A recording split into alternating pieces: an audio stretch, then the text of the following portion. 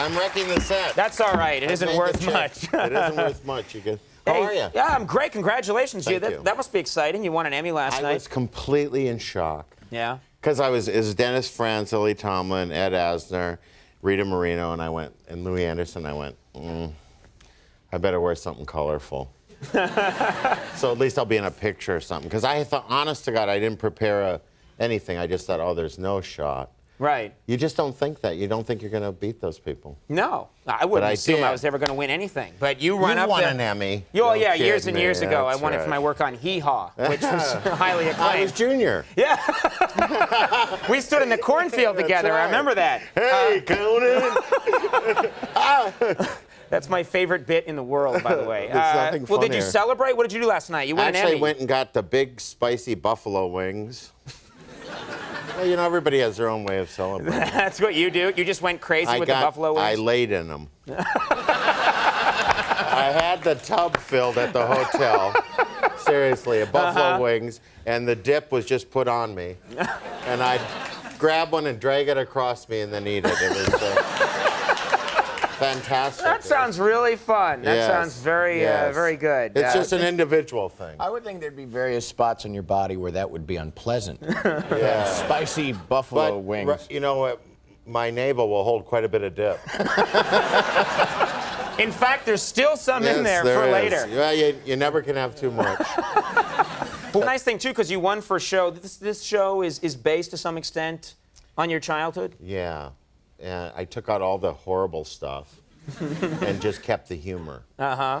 No, I mean, my family was crazy. My parents. Well, you come from a big family, don't you? Yes. Yes. Thanks for leaving out the crazy part. Well, I didn't. I'm one of 6 kids. We grew up in a pretty large. But you are one of 11. Oh my God. Exactly. So there are like brothers and sisters you haven't met yet who lived in the house with you. People, I saw you in the bathroom. Yeah. Who the hell are you?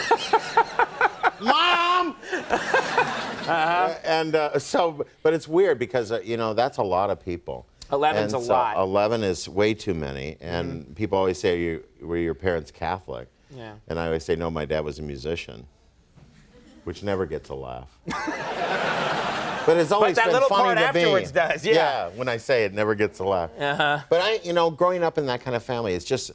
What kind of your dad was a little like? What kind of stuff, eccentric stuff, was your dad doing? You know what he used to do is he was the kind of guy who hated everybody. Yeah. Like he'd see somebody driving down, he'd be driving down the street and he'd see somebody, he'd slow the car down and go, "Look at that! For crying out loud! Get my rifle, would ya?" And he'd write hate mail. He used to write the president. He used to write hate mail to the people? He'd write the president hate mail, and our trick was, my mom would say, all right, you kids mail it. And, of course, we weren't ever supposed to mail it. Mm-hmm. You were supposed to just give it to her. Right. And one time my brother mailed it, and the FBI or whoever that group is, CIA, I don't know. Secret Service. Secret Service. Yeah. Thank you, Andy. Andy's been visited by them. Very good. You were originally going to be in the Secret Service, weren't you? I was. Now I'm just here to enrich your word power. Thank you. Thank you very much. So they come to the house, and we're all thinking, good, take them. Yeah, here's the knife he was going to use. You're not trying to hide him. No, go take him, and he's going to kill a lot of other people, too. And could you get him out of here by Friday? Uh-huh. So we could watch what we want on the weekends. Turn Gunsmoke on. That's a good show. Oh, jeez. Oh. Well, that's that's the kind of, your dad ran the TV set when I was growing up. I don't know about you. We weren't allowed to watch TV on a school night, which was crazy, but we would watch it anyway. And then our dad drove this beat-up station wagon that made a whistling sound, and we could hear the whistling sound. So we would turn off the TV and run to different rooms and pick up, like, books. And my dad would come in, and he'd feel for static electricity on the front of it. He's like Columbo, you know? And he would feel for static electricity, and then we would all be busted. And so would you get, what would happen, like, if you got busted? What was your punishment?